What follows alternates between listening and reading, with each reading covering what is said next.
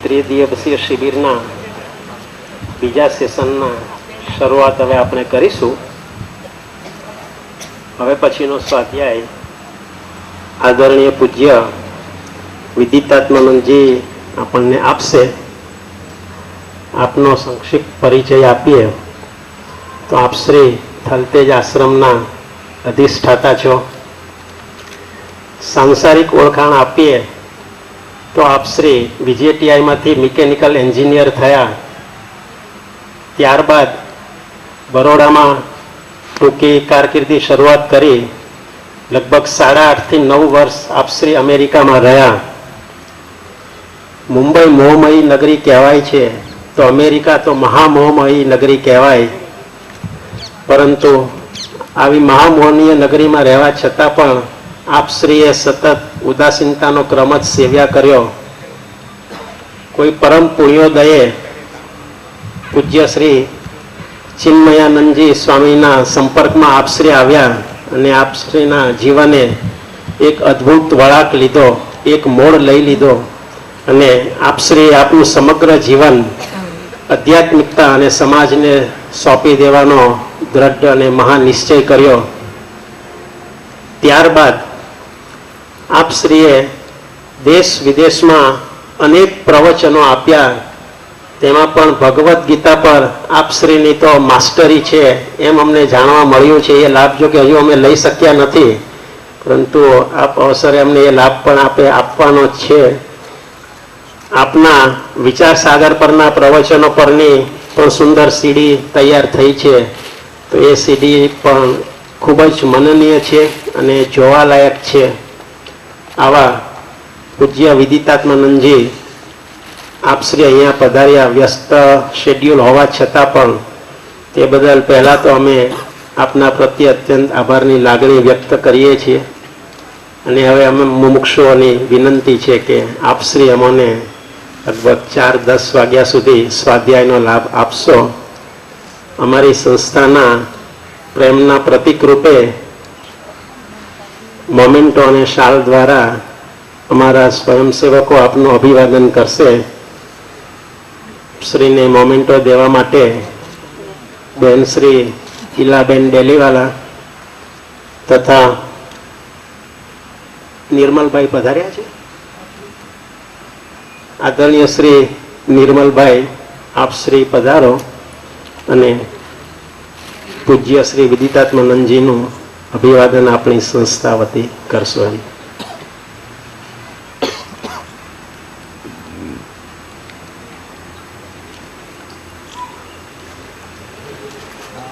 ભારતીય દર્શનમાં વેદાંત દર્શન જે છે તેમને પૂજ્યશ્રીએ બહુ જ સુંદર રીતે સમગ્ર વિશ્વ સમક્ષ રજૂ કરેલ છે. પૂજ્ય શ્રી વિદિતાત્માનંદજીનું બહુમાન શ્રી નિર્મલભાઈ શાહ કરી રહ્યા છે.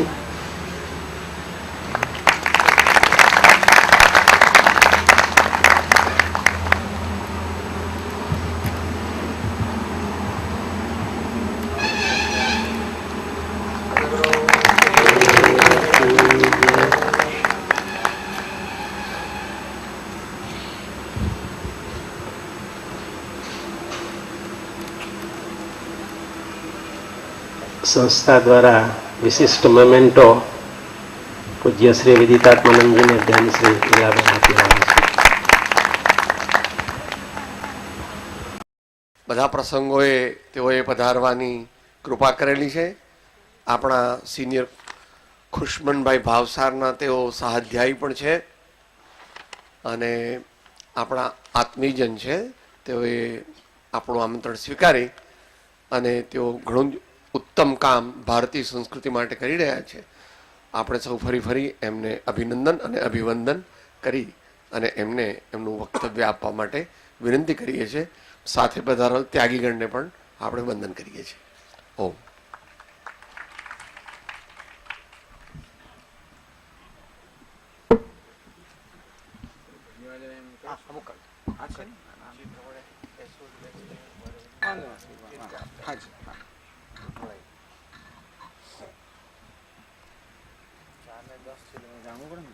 કઈ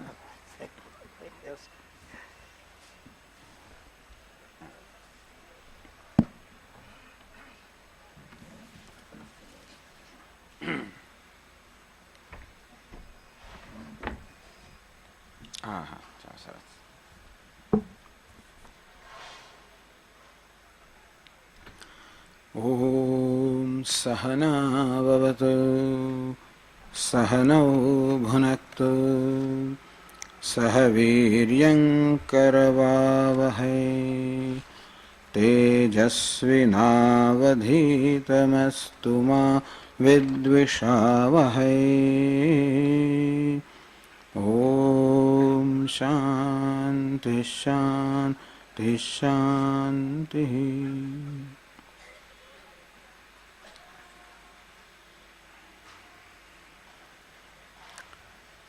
હમણાં જે મેમેન્ટો આપવામાં આવ્યો એમાં લખ્યું છે ક્ષમા એ મોક્ષનો ભવ્ય દરવાજો છે. ક્ષમા એ મોક્ષનો ભવ્ય દરવાજો છે. બહુ સુંદર વાક્ય છે. આ વિષયમાં કોઈ બોલી તો નથી કે અત્યાર સુધી?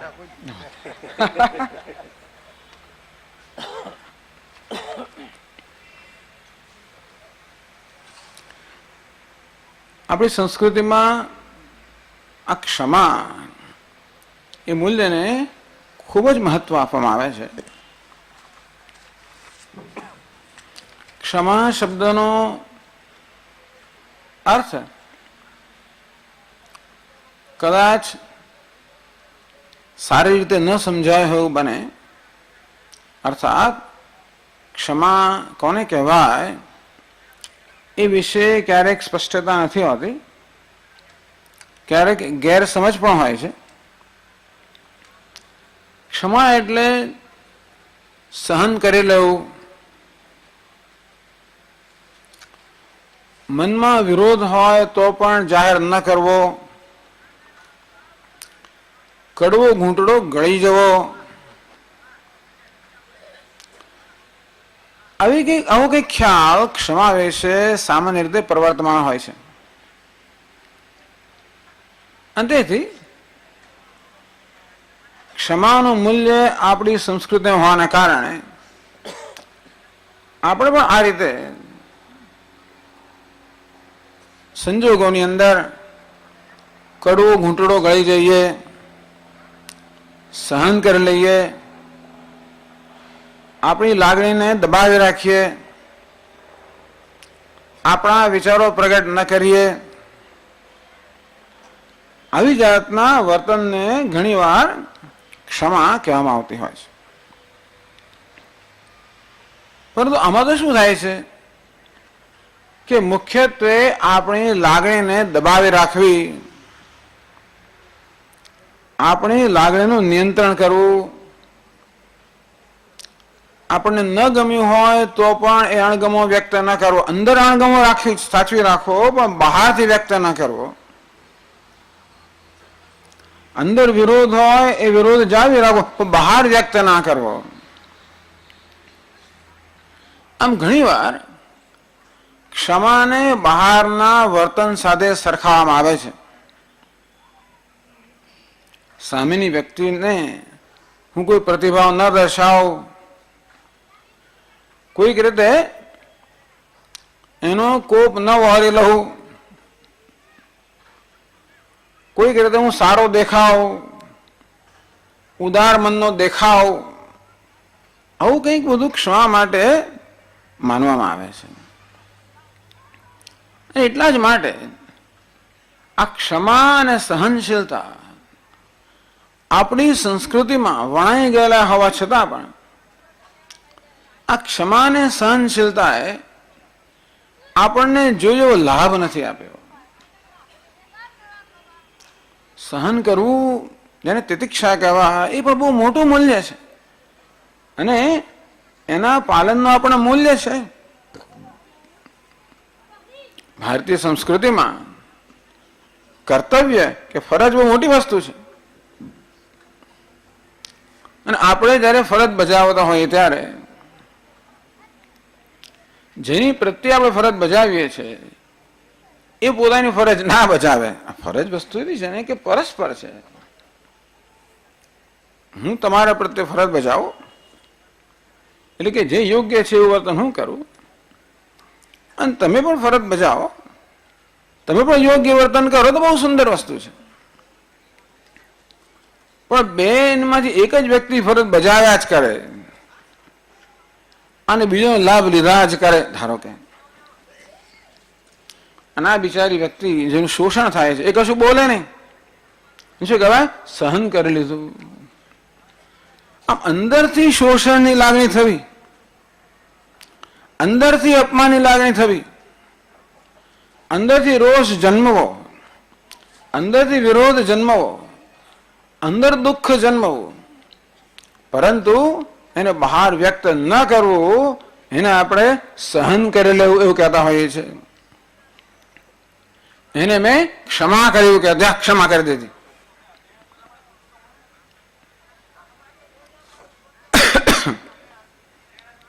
ક્ષમા એટલે ચાલ સજા નહીં કરો, કદાચ સજા ન કરી પણ હજી અંદરથી વિરોધ કે અંદરનો રોષ તો આપણે જાળવી રાખતા હોઈએ છીએ. ક્ષમા મૂલ્ય બહુ સમજવા જેવું છે. કોને ક્ષમા કહેવાય? આપણે બીજાને ચલાવી લઈએ એ તો બરોબર, પણ માત્ર બીજાને ચલાવી લેવા એમ કરીને આપણે ઉપકાર કરીએ છીએ. ઘણી એવું થાય, ચાલ જા માફ કરી દઉં, એનો અર્થ કે તાર પર ઉપકાર કરું છું, ચલાવી લઉં છું, તાર પર ઉપકાર કરું છું. એમ પોતે બીજા કરતા કંઈક ચઢિયાતા હોય એવી જાતની પણ લાગણી જન્મે. આ બધું ક્ષમા નથી કે સહનશીલતા પણ નથી. કારણ કે આ ક્ષમા, સહનશીલતા વગેરે મૂલ્યોના પાલન કરવાને કારણે ખરેખર તો આપણો આધ્યાત્મિક વિકાસ થવો જોઈએ. આ બધી વસ્તુ શેના માટે છે? આપણા આંતરિક વિકાસ માટે. આ કર્તવ્ય, આ ફરજ બજાવીને એ તો બહુ મોટી વસ્તુ છે. આપણી ફરજ બજાવી એ પણ આપણા આધ્યાત્મિક વિકાસ માટે કે આંતરિક વિકાસ માટે કહેવામાં આવેલું મૂલ્ય છે. માત્ર વ્યવહાર માટે જ નહીં કે તમારું ચાલે ને મારું ચાલે ને આ બસ બધું બરોબર છે, બહારથી બધું સારું દેખાય, એને માટે નથી. આ ભારતીય સંસ્કૃતિ આધ્યાત્મિક સંસ્કૃતિ છે, અને તેથી આપણે ત્યાં વ્યવહાર જુદો અને અધ્યાત્મ જુદું એવો કોઈ વિભાગ નથી. કે ઘરમાં જેને હું પૂજા કરતો હોઉં અને ભજન કીર્તન કરતો હોઉં તેનો આધ્યાત્મિક વ્યક્તિ છું કે ધાર્મિક વ્યક્તિ છું, અને વ્યવહાર કરતો હોઉં તેનો વ્યવહારિક વ્યક્તિ છું, અને બે જુદા જુદા જુદી વ્યક્તિઓ છે. આવી જાતના વિભાગ કરવા પોતાની જાતમાં એવું આપણી સંસ્કૃતિ નથી શીખવતી. આપણો ધર્મ માત્ર અઠવાડિયામાં એક જ દિવસ પૂરતો મર્યાદિત, રવિવારે અને ધર્મ જવું એટલે આપણે ધર્મનું કામ પાલન કર્યું. અઠવાડિયામાં એક દિવસ કશું કર્યું કે દિવસ 4-5 વાર કંઈક કર્યું એટલે હું ધાર્મિક થયો નથી. આપણી સંસ્કૃતિમાં ધર્મ કે અધ્યાત્મ આપણા જીવનમાં વણાયેલું છે. તેથી આપણા શાસ્ત્રો કહે છે કે મનુષ્ય આધ્યાત્મિક જ હોવું જોઈએ, તો જ જીવનનું કલ્યાણ છે. અર્થાત આ બધા મૂલ્યો આપણને જીવનનું કલ્યાણ કરવા માટે, એ જીવનના પરમ કલ્યાણને મોક્ષ કહો. એ મોક્ષ કે એક દિવસમાં પ્રાપ્ત ના થાય, પણ મોક્ષ આપણું ધ્યેય છે. એ ધ્યેય ક્યારે પ્રાપ્ત થાય?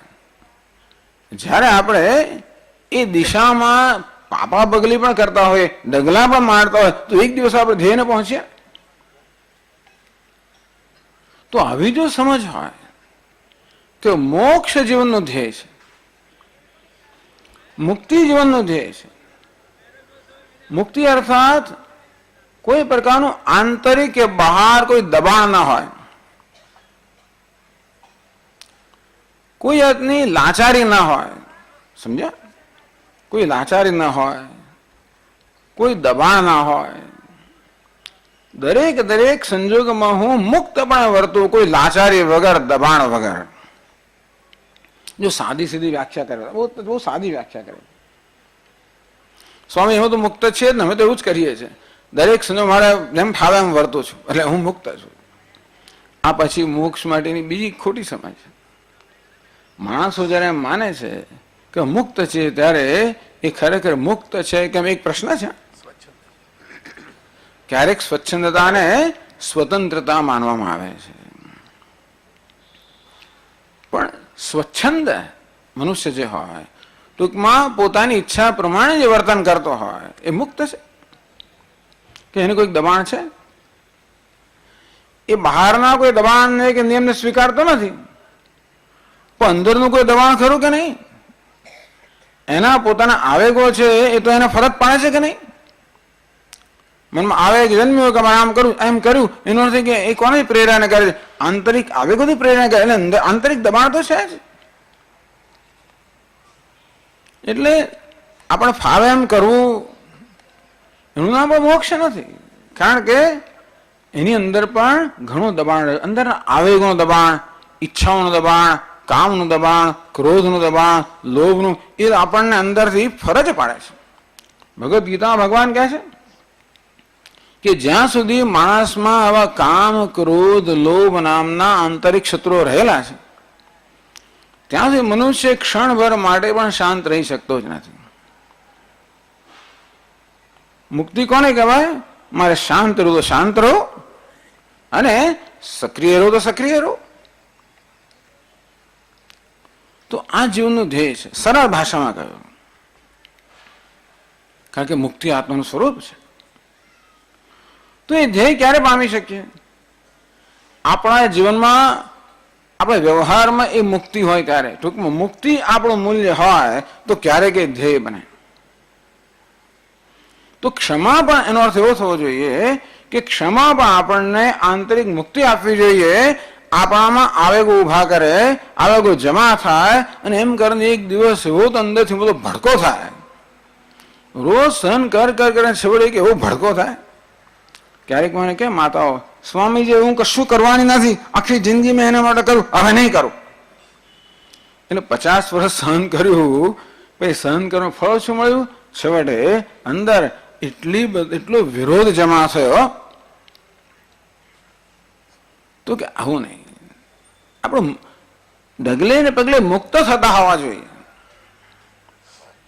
તેથી આ બધા મૂલ્યો, ક્ષમા મોક્ષનું દ્વાર ક્યારે બને? જયારે ક્ષમા જ આપણને મુક્તિ અપાવનારી હોય તો, બંધન કરનારી હોય તો નહીં. આમ સહન કરવાને કારણે, તમને ક્ષમા આપવાને કારણે તમને જવા દીધા, અને હું અંદર રોષથી, ચિંતાથી બંધાયો, તો પછી એ ક્ષમા મને મુક્ત કરનારી નથી, બંધન કરનારી થઈ ને. તો બંધન ખ્યાલ આવ્યો ને? આપણામાં આવેગો વધે, આપણામાં ક્રોધ વધે, રોષ વધે, આવેગો જેટલા વધે એટલે આપણે વધારે પરતંત્ર થયા. તો મુક્તિ કોને કહેવાય? આપણા આ બધા આવેગો, રોષ છે, ક્રોધ છે, આ બધું ઘટે તો એમ કહેવાય કે આપણે મુક્તિના માર્ગ તરફ જઈ રહ્યા છે. તો ક્ષમા બહુ સુંદર મૂલ્ય છે. જો આત્માજી મારે ક્ષમા એમાં પસંદ કરી, આટલા બધા મૂલ્યો છે એમાં ક્ષમા પસંદ કરી, કારણ કે ક્ષમા આપણા રોજબરોજના વ્યવહારમાં એવી વણાઈ ગયેલું મૂલ્ય છે. ટૂંકમાં હંમેશા આપણે ક્ષમાનું આચરણ કરવાની જરૂર પડતી હોય છે, કારણ કે આપણું જીવન કેવું છે? આપણે સતત કોઈ ને કોઈની સાથે વ્યવહાર કરતા હોઈએ છીએ, અર્થાત આપણે હંમેશા જગત સાથે કોઈ ને કોઈ રીતે સંબંધિત હોઈએ છીએ. માણસ એકલું જીવન જીવતો નથી, હંમેશા એ વ્યવહાર દરમિયાન જગત સાથે કોઈ ને કોઈ રીતે આપણે કરતો હોય છે ને. અત્યારે ધારો કે આપણો વ્યવહાર થઈ રહ્યો છે, હું વક્તા છું, તમે શ્રોતા છો, આપણા બેનો પરસ્પર સંબંધ છે ને, આપલે છે. ભલે તમે કશું ના બોલતા હોય, પણ તમે કંઈક આપી રહ્યા છો, લઈ પણ રહ્યા છો. ભલે હું બોલ્યા જ કરતો હું આપીને હું પણ કંઈ લઈ રહ્યો છું. દરેક સંબંધમાં એવું છે. તમે તમારા મોંના ભાવ દ્વારા વ્યક્ત કરી રહ્યા છો કે હું બોલું છું એ સમજો છો કે નહીં, સમજતા હો તો એની કદર છે કે નહીં. તમારા મુખ પર મને જરા થોડુંક સ્મિત દેખાય કે થોડીક જરા પ્રકાશ દેખાય તો મને એમ લાગે આહા વાહ, મેં કંઈ કહ્યું એ સમજ્યા. તમારા મોં પર કશું દેખાય જ નહીં, આંખો બંધ થઈ જતી હોય, આમ ઝોકા ખાતા હોય, ઉપર જોતા હોય, મને એમ લાગે કે મારા બોલવાનો કોઈ અર્થ જ નથી. એટલે જો દરેક વ્યવહારમાં આપણે થતી હોય છે. ટૂંકમાં આપણે કહેવાય છે આપણું જીવન હંમેશા કોઈને કોઈ પ્રકારના સંબંધ પર જ રચાયેલું છે. માતા પતિ અને પત્નીનો સંબંધ, માતા અને પુત્રનો સંબંધ, માતા અને પુત્રીનો સંબંધ, પિતા અને પુત્રનો સંબંધ, શેઠ ને નોકરનો સંબંધ, સહકાર્યકર્તાઓનો સંબંધ, સહાધ્યાયીઓનો સંબંધ, દરેક ક્ષણે આપણે કઈ ને કઈ સંબંધ હોય છે. એ મંચ પર વિરાજમાન ચાલો તો એ સંબંધ તો થયો છે. હવે આ સંબંધ જ્યારે આવે ત્યારે ક્ષમાની બહુ જ જરૂર પડે છે. કારણ કે દરેક વ્યવહારમાં આપણી કશી ને કશી અપેક્ષા હોય છે. તમે જોજો, કોઈ પ્રકારના વ્યવહાર આપણે કરતા હોઈએ ત્યારે વ્યવહાર કરનારી બે વ્યક્તિઓ હોય, પરસ્પર સંબંધિત હોય, તો બંનેના મનમાં સામેની વ્યક્તિ પાસે કશીક અપેક્ષા હોય છે. હું અત્યારે અપેક્ષા રાખું કે તમે બધા બહુ વ્યવસ્થિત શિસ્તબદ્ધ બેઠેલા હો અને માત્ર મારી તરફ જ જોતા હો, આડું આડું ના જો, હું બહુ નું મનમાં આવી અપેક્ષા હોય. અને તમે અહીંયા આવો તો અપેક્ષા હોય કે ભાઈ સ્વામીજી કંઈક વ્યવસ્થિત બોલે, સ્વાધ્યાય છે અમને એમાંથી કંઈક મળે, કંઈક સમજીએ, પ્રાપ્ત થાય, આવી અપેક્ષા હોય છે. જે અપેક્ષા હોય ત્યાં આગળ નિરાશ થવાની પૂરી સંભાવના એટલા માટે છે કે સામેની વ્યક્તિ આપણે જેને સંબંધિત છે, આપણે પિતા હોય, માતા હોય, પુત્ર હોય, પુત્રી હોય, ભાઈ હોય, બહેન હોય, મિત્ર હોય, સાહેબ હોય, નોકર હોય, જે હોય તે એ આપણી અપેક્ષા પૂરી ના કરે પૂરી સંભાવના છે. આપણી ઈચ્છા પ્રમાણે ન વર્તે, આપણી ઈચ્છા પ્રમાણે ન બોલે, આપણી ઈચ્છા પ્રમાણે એમનું કામ ન હોય, આપણી ઈચ્છા પ્રમાણે એ લોકો ઉત્પન્ન ના કરે, ઉત્પાદન ના કરે, ટૂંકમાં આપણી જે અપેક્ષા હોય એ અપેક્ષા પ્રમાણે એ લોકોનું વર્તન ના હોય, એવું વારંવાર બને જ કે નથી બનતું? એ તો જીવનનો સંઘર્ષ હોતો જ નહીં ને. જીવનમાં જે સંઘર્ષ થાય એને કારણે જ થાય છે ને. જો અપેક્ષા જ ના હોય તો પછી બહુ સરસ વાક્ય લખ્યું છે આગળ, નિષ્કામ ભાવે કર્મ કરો, મુહૂર્ત જોવાની જરૂર નથી. બરાબર, સરસ છે. તો નિષ્કામ ભાવ તો પ્રશ્ન જ નથી, એ તો આપણું ધ્યેય છે. પણ આપણે સ્વીકારીએ અત્યારે કે આપણામાં કશી ને કશી કામના છે, કશી ને કશી અપેક્ષા છે. અપેક્ષા કેમ છે ખબર છે? કારણ કે અંદરથી આપણે જરૂરિયાતવાળા લોકો જ છીએ. શેની જરૂરિયાત છે ખબર છે? આપણે પ્રેમ જોઈએ, સહન, બધાને પૈસા જોઈએ કે એવું નથી હોતું. એવી પણ અપેક્ષા હોય લોભીય માણસ, પણ એવો લોભ ના હોય અને રોજબરોજના સંબંધમાં આટલી અપેક્ષા તો ખરી કે ભાઈ મારી કોઈ કદર કરે. હું પ્રવચન આપતો હોઉં, જ્યારે તમે તાળી વાળી પાડો કંઈ કરો તો મને એમ લાગે, પાડશો નહીં આ તો એમ લાગે ચાલો મારી કદર છે. ના પ્રાય પાડવાનું કહેતો નથી.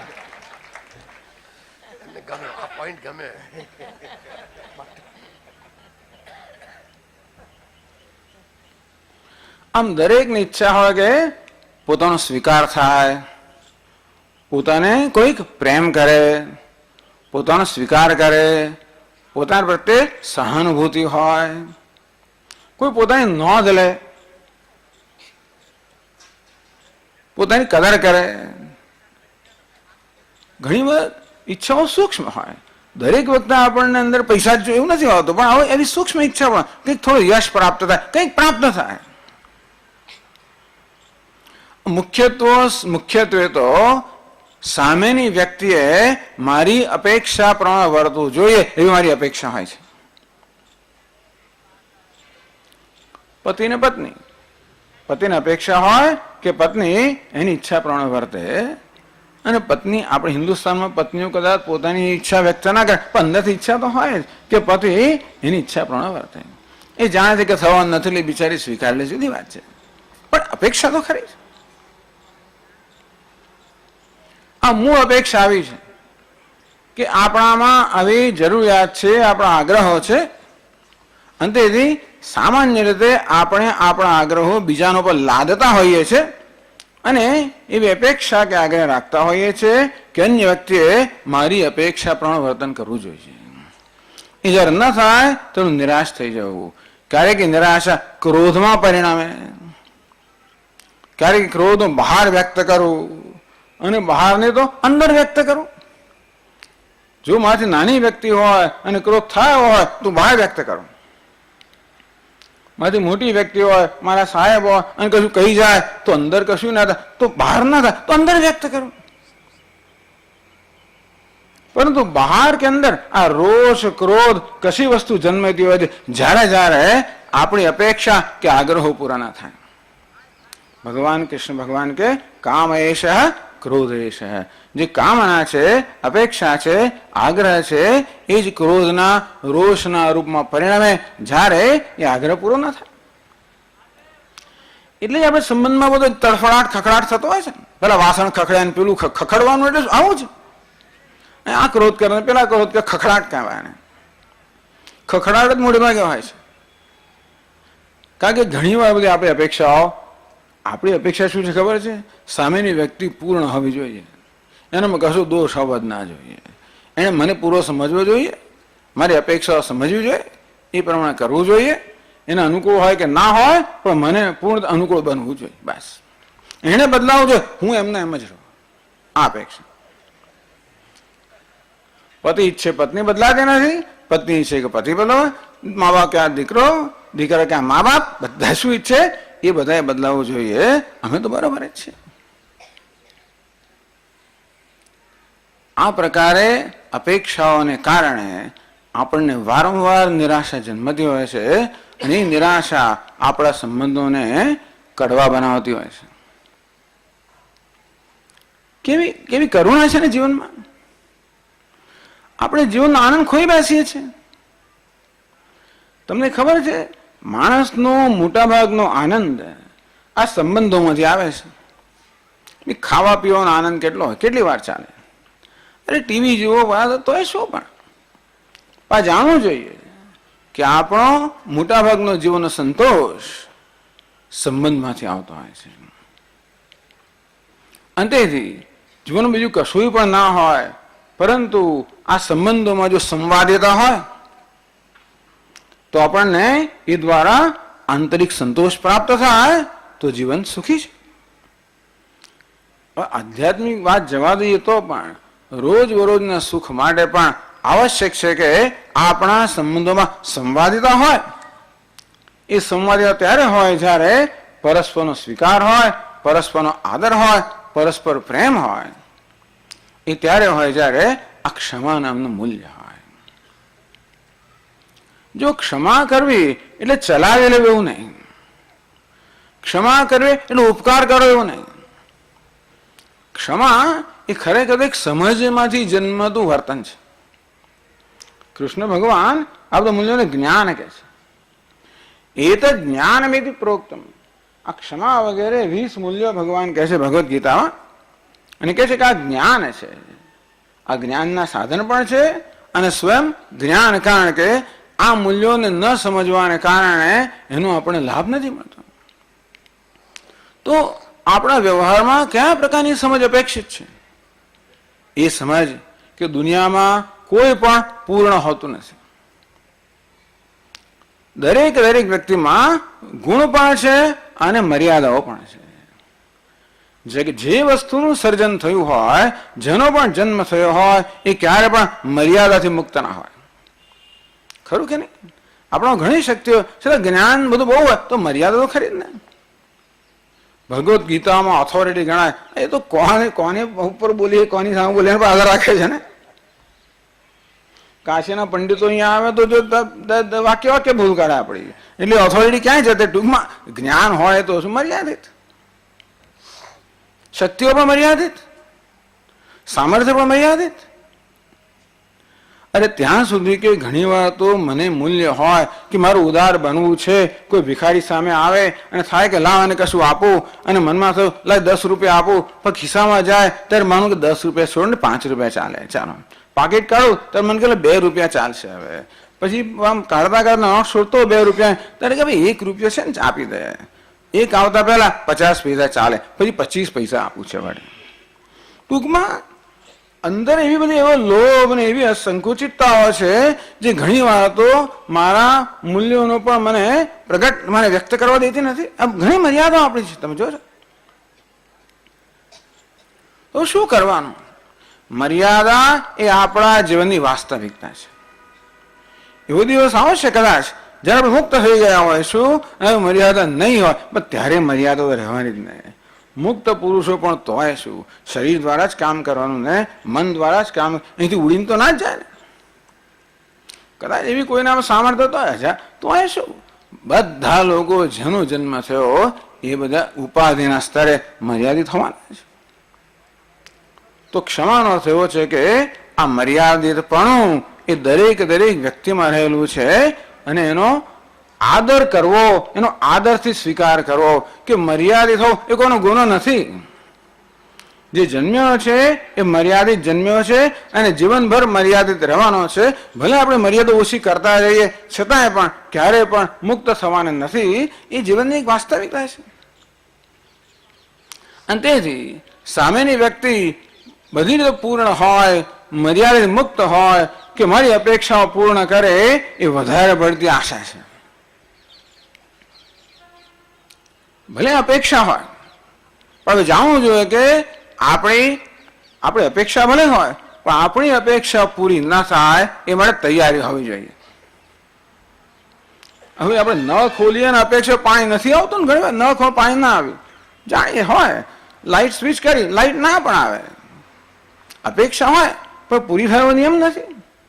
તેથી બીજી વ્યક્તિ આપણી અપેક્ષા પૂરી કરે એવો આગ્રહ જો ન રાખીએ અને આપણી અપેક્ષા પૂરી ન થાય તો પણ આપણે એ વ્યક્તિનો સ્વીકાર કરી શકીએ. એના પ્રત્યે રોષ બતાવ્યા વગર, ક્રોધ બતાવ્યા વગર, પણ ઉદાર દિલતા. કઈ ઉદાર દિલતા? કે આવી મર્યાદા તો હોય. જો માં પોતાના બાળકનો સ્વીકાર કરે એ જાણે છે કે આ કાદવ કિચડ હોય ના અડકીશ મને, એ તો બાપ કે માં તો ના કે આવું હોય, બાળક આવું જ હોય.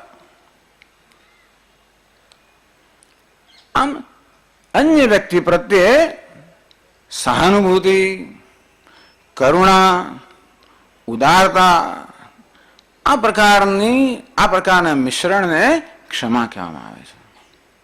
ટૂંકમાં અન્ય પર ક્ષમા કરીને હું એમના પર ઉપકાર કરતો નથી, વાસ્તવમાં હું મારી જાત પર ઉપકાર કરી રહ્યો છું કે આ વ્યક્તિએ ઉદાર બનવાની મને એક તક આપી. હું સહન નથી કરતો, વાસ્તવમાં સમજુ છું. આમાં સહન નથી કરવાનું, આમાં સમજવાનું છે કે દરેક જગ્યાએ ગુણ પણ છે અને દોષ પણ છે. ગુલાબ આપણે હાથમાં લઈએ એટલે એના કાંટા આવવાના જ છે, કાંટા વગરનો ગુલાબ નથી. અને તેથી આપણે એવી અપેક્ષા રાખીએ કે નરું સુગંધ આવે, પાંદડી જ આવે અને કાંટો ન આવે, એવું બનવાનું નથી. અને તેથી કાંટાનો પણ આદર કરવો, અન્યના મર્યાદાનો આદર કરવો, સમજવું કે મર્યાદા હોવી એમાં એની સ્વતંત્રતા નથી, એનો સ્વભાવ જ છે, એ રીતે ઘડાયેલો છે. ભગવાને એમ બનાવ્યો છે કે બનાવી છે, એથી જુદા હોવાની સ્વતંત્રતા નથી. અને માટે ઈશ્વર એમના એવા ઘડ્યા હોવાના કારણે આપણે એમને એવા સ્વીકારી લઈએ, પ્રેમથી સ્વીકારી લઈએ. આનું નામ છે ક્ષમા. જો એકાદ બે દ્રષ્ટાંત આપીને આપણે આ વક્તવ્ય પૂરું કરીએ. પણ એક મહારાષ્ટ્રમાં એકનાથ નામના બહુ મોટા સંત થઈ ગયા, એનું નામ તો સાંભળ્યું હશે બધા. સવારે જેમનું બહાર પડ્યું. હા, આ સંતના વિરોધીઓ કે બહુ હોય પાછા. કોઈક માણસ આ સંતનો વિરોધી હતો, શું કરવા ખબર નથી, પણ એવું હોય છે. ઘણા લોકો સહન ના થયો, એ તો એક દંભી છે. એટલે એને એટલો રોષ અંદર ચડે. એક દિવસ આ એકનાથને સજા કરવાનો મનમાં નિશ્ચય કરાયો અને એ પોતાના ઘરના છજામાં ઉભો રહ્યો. આ સંત એકનાથનો એક નિયમ હતો કે દરરોજે સવારે ગોદાવરી નદીમાં સ્નાન કરવું અને પછી પાછા આવીને પૂજા પાઠ વગેરે કરવા. તો એક દિવસ સવારે આ સંત જયારે ગોદાવરી સ્નાન કરીને પવિત્ર થઈને પાછા ફરી રહ્યા હતા ત્યારે પેલા શું કર્યું, ઉપરથી એમના પર એક કોગળો કર્યો. કોગળો એઠું થયું ને એટલે પછી અપવિત્ર થઈ ગયા. કઈ બોલ્યા નહીં, પાછા ગયા. સ્નાન કરીને પાછા આવ્યા. એટલે પેલો વધારે ગુસ્સો થયો, કરે આ પાછો ભાઈ શું સમજે છે જાતને, બીજો કાગળ કરે, ફરી વાર કાગળ કરે. પાછા ગયા, પાછા આવ્યા. હવે તો એની કેટલી વાર થયો એની કોઈ ગણતરી જ નથી. પણ છેવટ એક સમય એવો આવે, પેલો થાકી ગયો. પેલા થયું કે અરે રે શું, પેલું આવીને છેવટે સંતને પગે પડ્યો કે મહારાજ મેં આપને ઓળખ્યા નહીં, મને માફ કરો, મેં બહુ મોટો ગુનો કર્યો છે. તો સંત એકનાથ કે જો ભાઈ તે તો આજે મને ખાસ એક તક આપી. શું તક આપી? આ તારે કારણે આજે હું ગોદાવરીમાં 108 વાર સ્નાન કરી આવે, કોઈ દાડો મેં ના કર્યું હોત. એટલે સંતને એમ ના લાગ્યું કે હું એનો ઉપકાર કરું છું, એને તો એમ લાગે એનો સ્વભાવ જ છે. પેલા સાધુની વાત સાંભળી છે ને, આ સાધુ ક્યાંક સ્નાન કરવા ગયા છે નદી કિનારે, અને એમણે એક વીંછને તરતો જોયો, તરત હાથમાં ઠાવીને એમ કે રીતેમાં મૂકી દો, પણ વીંછનો સ્વભાવ તરત ડંખ માર્યો અને એમનો હાથ ધ્રુજી ગયો. પાછો વીંછી અંદર પાણીમાં પડ્યો, વળી પાછો લઈ લીધો, વળી પાછો ડંખ માર્યો. કહેશે કે 6 વાર, તો 7મી વાર અમે લીધો. અને છેવટે 7મી વાર સફળ થયા. કોઈકે પૂછ્યું, કોઈ આ જોતું હશે બધું, કે મારે શું કરો તમે, આ તમને ખબર નથી વીંછનો સ્વભાવ ડંખ મારે? તો કે ભાઈ એના સ્વભાવનું પાલન કરે છે, હું મારા સ્વભાવનું પાલન કરું છું. આવી રીતે ક્ષમામાં શું છે કે સ્વીકાર છે, અને વિરોધ વગરનો સ્વીકાર, ઉદારતાથી સ્વીકાર, પ્રસન્નતાથી સ્વીકાર, અન્યના દોષનો, અન્યની મર્યાદાનો સમજથી પ્રસન્નતાથી સ્વીકાર. એમાંથી જે પ્રકારની સહાનુભૂતિ જન્મે, જે કરુણા જન્મે. જો આપણે રોજબરોજના વ્યવહારમાં આપણે વારંવાર ક્રોધનો, ઈર્ષાનો ભોગ બનતા હોઈએ છીએ, અને આપણે પણ એવું જાતનું વર્તન કરીએ, પણ મનમાં જો સમજીએ કે જે વ્યક્તિ ક્રોધ કરી રહી છે, જે મારું અપમાન કરી રહી છે, એ વ્યક્તિને જ માત્ર આપણે ન જોઈએ, પણ વર્તન, એ વાત વર્તન ના જોઈએ, પણ વર્તનની પાસે વ્યક્તિને જોઈએ. તમે ખબર છે શું જણાશે? આ બહારના અપમાનજનક વર્તનની પાછળ આપણે જણાશે કે એ બિચારી વ્યક્તિ દુઃખી છે. એક નિયમ એવો છે જીવનમાં કે દુઃખી વ્યક્તિ જ બીજાને દુઃખ પહોંચાડી શકે, સુખી વ્યક્તિ ક્યારેય કોઈને દુઃખ ના પહોંચાડી શકે. આપણે આપણા તરફ નથી ખબર પડશે કે હું ક્યારેક ગુસ્સે થઉં છું, હું ક્યારે કોઈનું અપમાન કરું છું, હું ક્યારે દુર્વર્તન કરું. અંદર જયારે કંઈક દુઃખ હોય છે ત્યારે હું આનંદમાં હોઉં ત્યારે કોઈ દિવસ ક્યારે દુઃખી ના કરી શકું. તો બીજી વ્યક્તિ પણ જ્યારે મને આવું અપમાન કરતી હોય, કંઈક ઈર્ષા કરતી હોય, ક્રોધ કરતી હોય, ત્યારે એ માત્ર વર્તન પ્રત્યે પ્રતિભાવ દર્શાવવાના બદલે એ વર્તનની પાછળ જે વ્યક્તિ છે એની પ્રત્યે હું પ્રતિભાવ દર્શાવું તો હું જોયું કે દુઃખી વ્યક્તિ છે. આને શું કહેવાય? અમારા સ્વામી 2 સ્ટેપ રિસ્પોન્સ. એક તબક્કો એટલે કહો એ જેવું કરે તેવું કરી દો, પરંતુ 2 પગથિયાનો પ્રતિભાવ એટલે શું? હું જયારે હટી જાઉં અને માત્ર વર્તન ન જોતા વર્તનની પાછળ વ્યક્તિને જોવું કેવી લાચાર છે આ પ્રકારનું વર્તન કરવા માટે. એનામાં એવું દુઃખ છે, એની પાસે ક્રોધ કરાવે છે, એનામાં એવું દુઃખ છે, એની પાસે ઈર્ષા કરાવે છે, એવું દુઃખી બિચારી વ્યક્તિ છે કે એની પાસે આવી રીતે આવું વર્તન કરાવે, અપમાન કરાવડાવે છે. આમ વ્યક્તિના વર્તનને બદલે એ વર્તનની પાછળ રહેલી વ્યક્તિ છે એને જો હું પ્રતિભાવ દર્શાવું, એ વ્યક્તિને જોઉં તો મારા હૃદયમાં મને જોઈશ કે ત્યાં દુઃખ રહેલું છે, અને તો મને અંદરથી સહાનુભૂતિ જન્મશે. કેવી સહાનુભૂતિ?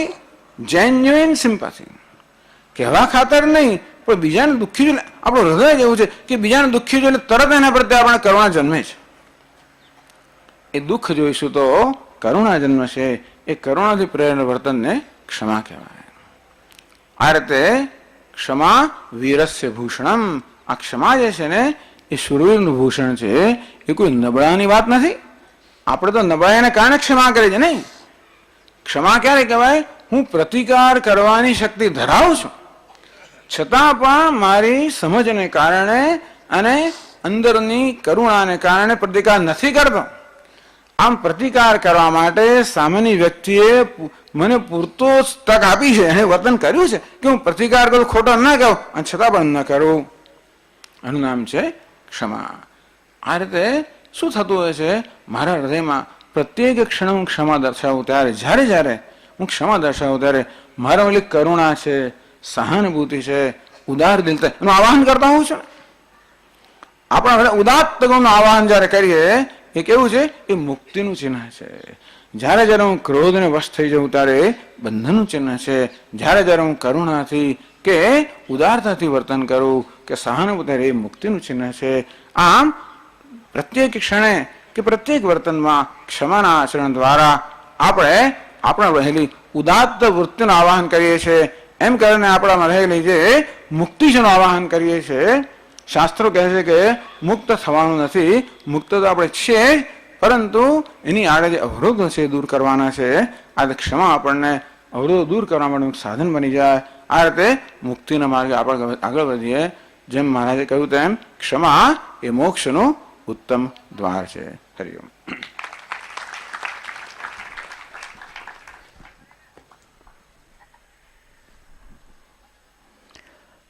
પૂજ્ય સ્વામીશ્રીએ ક્ષમાના વિવિધ રૂપો આપણી સમક્ષ પ્રગટ કરી આપ્યા. અને આપણે ત્યાં જ્યાં ઉત્તમ ક્ષમાની વાત છે, જે શાસ્ત્ર ગ્રંથોમાં મિચ્છામી ખમાસણો, ક્ષમા શ્રમણ એવું ભગવાનનું એક વિશેષણ છે. અને ત્યારે એ ક્ષમાનો શું મહિમા છે એ એમણે આપણી સામે પ્રગટ કર્યો. કેવી જુદી જુદી રીતે ક્ષમા પ્રગટ થતી હોય છે અને કેવી જુદી જુદી રીતે માણસનો ક્રોધ પ્રગટ થતો હોય છે. કોઈક વખત રુદન રૂપે પણ માણસનો ક્રોધ પ્રગટ થાય. સામી વ્યક્તિને ન કહી શકે, અસમર્થ હોય, રડવા લાગે, મનમાં ગુસ્સો હોય. ગુંગળામણ રૂપે પણ પ્રગટ થાય, આવેશ રૂપે પણ પ્રગટ થાય. અને એટલે જ આપણે આપણા ગ્રંથોમાં જ્યારે જઈએ છીએ, ત્યારે શાસ્ત્રોમાં જઈએ છીએ, ત્યારે આ ક્ષમા વિશે ઘણું આપણને જાણવા મળે છે. એક જીવનની બહુ સાહજિકતાની એમને સરસ બધી વાતો આપણી સમક્ષ કરી. અને એના દ્વારા ઘણીવાર આપણા મનમાં પ્રશ્ન થાય કે જન્મ આપણો, મરણ આપણું, માત્ર વચ્ચેની જિંદગી જ આપણી નહીં. આ જે પરિસ્થિતિ છે, કમ્પ્યુટરમાં આપણું એન્ટ્રી અને એક્ઝિટ બે નક્કી છે, બાકીનો જે ભાગ છે એ કેવો છે એ આપણે વિચાર કરવાનો છે. અને આવા સંતો આપણને એ સમજાવે છે, એમની ખુમારી છે. સ્વામી રામતીર્થ જ્યારે અમેરિકા ઉતર્યા ત્યારે એક સરસ મજાની મોટર એમને તેડવા આવી. કોઈ એમને પૂછ્યું કે આ કોણે મોટર મોકલી છે?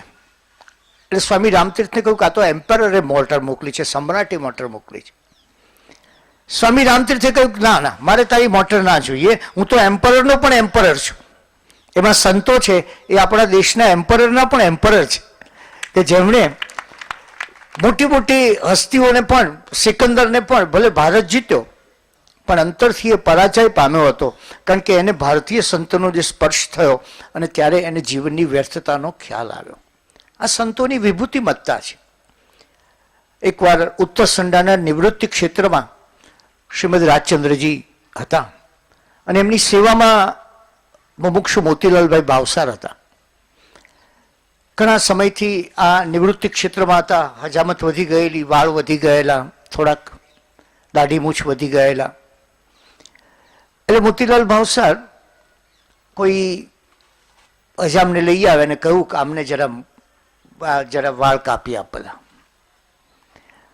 સાથે તાકીદ કરી, જોજે બહુ બોલ બોલ ના કરતો, ચૂપચાપ કામ કરજે, પાછો તને જરા આદત પડી ગઈ બોલ બોલ કરવાની તો બોલવાનું નહીં, કે વાત ના કરતો.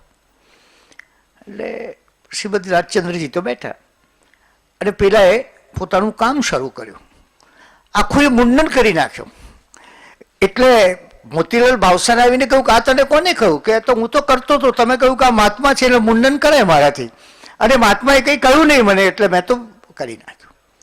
આપ કલ્પના કરો કે શ્રીમદ રાજચંદ્રજીની કેવી અવસ્થા હશે. અને એટલે જ જ્યારે લોકો તમને જોતા હોય ત્યારે તમે અંતરાત્માને જોતા હો, એ જીવનની એક સુંદર પરિસ્થિતિ હોય છે. અને એ આ સાધુ મહાત્માઓ અને મહંતો પાસેથી, આ યોગીઓ પાસેથી આપણને મળે છે. બાકી આપણે બધા તો લગભગ આપણું જીવન કોઈક ને કોઈક બહાનાની અંદર ગાળતા હોય છે. એક ભાઈએ કહ્યું બસ શું કરું, આખરે ભીંડા ખાવા પડ્યા કે છે. એટલે પેલા કેમ શું થયું, ભીંડા કેમ ખાવા પડ્યા?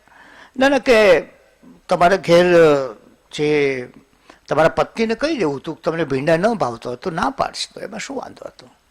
તો કે ના ના, હું પરણેલો નથી કે છે. તો કે જે રસોઈયો કામ કરતો હતો એને કહી દેવું હતું ભાઈ ભીંડા ના બનાવીશ, મને નથી ભાવતા, એમાં શું વાંધો છે? તો કે ના, મારા ઘેર કોઈ રસોઈયો પણ નથી કહે છે. તો કે કોણ રસોઈ બનાવે છે? કે હું જાતે રસોઈ બનાવું છું. તોય તમે ફરિયાદ કરો છો કે હા મને ફરિયાદ કરવી બહુ ગમે છે. એમ માણસને કોઈકને કોઈક રીતે આવી ફરિયાદ કરવી એ એટલી બધી પસંદ પડે છે અને એને પરિણામે આપણે એ જોઈએ છીએ કે એના જીવનમાં એક વિસંવાદિતા આવે છે. ક્ષમા ધર્મ વિશે સ્વામીજીની મહત્તા તો એ છે કે એમણે માત્ર એક વાક્ય વાંચ્યું અને આપણને એક આખો સ્વાધ્યાય આપ્યો. આ સંતો છે ને એ શું છે? એ છે કે એમની પાસે શાસ્ત્રોનું સ્વિચ બોર્ડ છે અને સ્વિચ ઓન કરે એટલે બધું જળાહળા થઈ જાય. આભાર પૂજ્ય સ્વામી શ્રી વિદ્યુતાનંદજીનો કે એમણે વિદ્યુતાત્માનંદજીએ આપણને એક જીવનની માર્મિક વસ્તુ કરી. આજે કંઈક આપણને આપણું એક મોટું ભાગ્ય છે કે આજે જે કંઈ સ્વાધ્યાય મળે છે એ જીવનલક્ષી સ્વાધ્યાય મળે છે. સવારમાં સેવાની વાત થઈ, માનવતાની વાત થઈ, એ પછી ભાઈ ઇંગ્લેન્ડની વાતમાં પાછું આપણે જાણીએ છીએ કે પૂજ્ય ડૉક્ટર સ્વામી આપણને આપણા જીવનની અને સંતાનોની વાત કરી. આજે આપણને આપણા જીવનમાં રહેલી ક્ષમા ભાવની વાત કરી. અને એટલે જ આપણે જે ભગવાન મહાવીરે એક સમયે કહ્યું, માણસમ ખુશુદ્દુલ્લહમ, હે મનુષ્ય, મનુષ્ય થવું મુશ્કેલ છે. તો માત્ર જન્મે એનાથી મનુષ્ય થતો નથી. કૃપાળુદેવ કહે છે મનુષ્ય દેહ મળે મનુષ્ય થતો નથી. તારામાં વિવેક જાગવો જોઈએ. એ મનુષ્ય દેહ મળ્યા પછી સાચા મનુષ્ય બનવાની આ એક આપણી જ્ઞાનામૃત ભક્તિ મહોત્સવની ફલશ્રુતિ બની રહેશે. આભાર.